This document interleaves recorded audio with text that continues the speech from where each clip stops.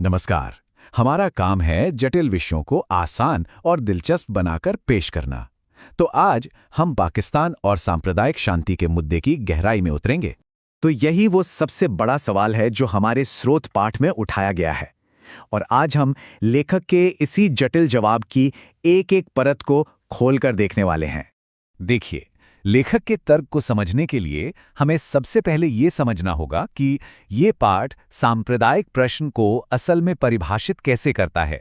लेखक का तर्क है कि यह सवाल कोई एक अकेला मुद्दा नहीं है, बल्कि इसके दो अलग अलग हिस्से हैं, या कह लीजिए दो इरादे हैं। तो ये जो सांप्रदायिक प्रश्न है, इसके दो इरादे बताए गए हैं। एक है छोटा इरादा, ये सीधा सीधा सीटों, प्रतिनिधित्व और चुनावी सिस्टम को लेकर एक राजनैतिक झगड़ा था। और फिर आता है बड़ा इरादा, जो इससे कहीं ज्यादा गहरा था। ये एक भू राजनीतिक चाल थी जिसमें मुस्लिम बहुल प्रांत बनाए जाने थे। चलिए पहले इस छोटे इरादे से ही शुरू करते हैं। पाठ हमें बताता है कि एक ब्रिटिश सांप्रदायिक अधिनिर्णय ने इस राजनीतिक विवाद को सुलझा दिया था। इसने मुसलमानों को अलग निर्वाचक मंडल दे दिए और जिन प्रांतों में वे बहुमत में थे, वहां उन्हें कानूनी बहुमत भी दे दिया, जो काफी हद तक उनकी मांगों के पक्ष में ही था। लेकिन लेखक का मानना है कि असली दिक्कत सीटों की संख्या में नहीं थी। असल असमानता थी चुनावी प्रणाली को चुनने के अधिकार में। ये अधिकार मुस्लिम अल्पसंख्यकों को तो दिया गया, लेकिन हिंदू अल्पसंख्यकों को नहीं। अब आते हैं बड़े इरादे पर, जिसे लेखक कहीं ज्यादा रणनीतिक और खतरनाक भी मानता है। ये सिस्टम, जैसा कि पाठ में बताया गया है, असल में बदले के डर से शांति बनाए रखने की एक योजना थी। और इस बंधक सिस्टम की रणनीतिक अहमियत को बहुत पहले ही पहचान लिया गया था, जैसा कि पाठ में दिए गए इस उदाहरण से साफ पता चलता है। तो इस दो भागों वाली समस्या को देखते हुए लेखक फिर ये सवाल पूछता है कि क्या पाकिस्तान का जो आम प्रस्ताव है वो एक सही समाधान है। इस मामले में स्रोत पाठ का विश्लेषण बिल्कुल साफ है। अगर पाकिस्तान को मौजूदा प्रांतीय सीमाओं के आधार पर बनाया जाता है तो यह समस्या को हल नहीं करेगा, बल्कि उसे और भी ज्यादा बिगाड़ देगा।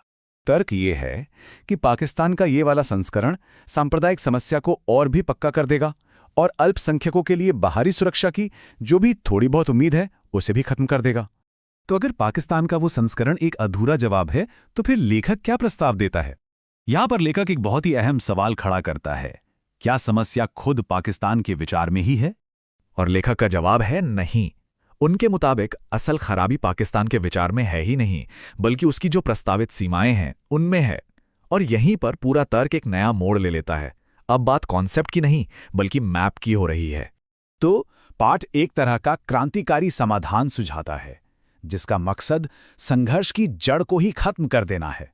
तो ये जो प्रस्तावित समाधान है, ये इस तर्क पर आधारित है कि सिर्फ पूरी तरह से अलगाव ही शांति की गारंटी दे सकता है। इसके बाद लेखक एक आखिरी व्यवहारिक तर्क देता है, जो खास तौर पर हिंदू दर्शकों को ध्यान में रखकर दिया गया है।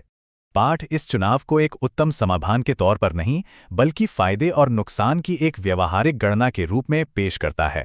पहला फायदा पाठ का तर्क है कि पाकिस्तान बनने से हिंदुस्तान के भीतर सांप्रदायिक समस्या का पैमाना काफी घट जाता है। मतलब 6 करोड़ से भी ज्यादा से घटकर लगभग 2 करोड़ रह जाता है। दूसरा, इससे केंद्रीय विधानमंडल में हिंदुओं की स्थिति में एक जबरदस्त सुधार होता है, जैसा कि पाठ से मिले ये आंकड़े दिखा रहे हैं। लेखक का सुझाव है कि इस राजनीतिक और सांस्कृतिक अलगाव से पूरे उपमहाद्वीप में और ज्यादा सांप्रदायिक शांति आएगी।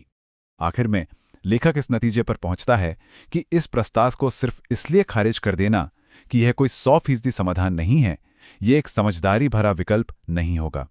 लेखक का यह क्रांतिकारी प्रस्ताव हमें उन मुश्किल फैसलों और बड़ी कुर्बानियों के बारे में सोचने पर मजबूर करता है जो अक्सर राष्ट्र निर्माण की बुनियाद में होती हैं।